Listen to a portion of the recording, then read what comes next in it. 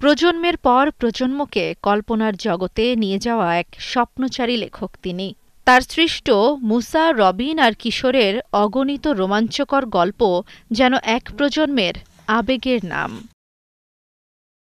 প্রথমে অনুবাদ, পরে মৌলিক সৃষ্টিতে জয় করেন পাঠকের মন।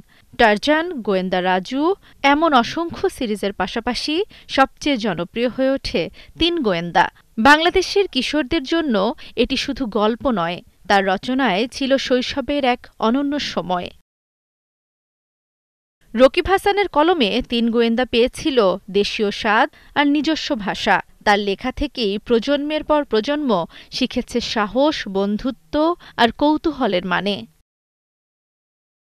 ১৯৫০ সালের ১২ ডিসেম্বর কুমিল্লায় জন্ম নেন রকিব হাসান। চাকরি জীবনের নিয়মে না বেঁধে তিনি বেছে নিয়েছিলেন কলমকে। লেখালেখি হয়ে ওঠে তার জীবনসঙ্গী।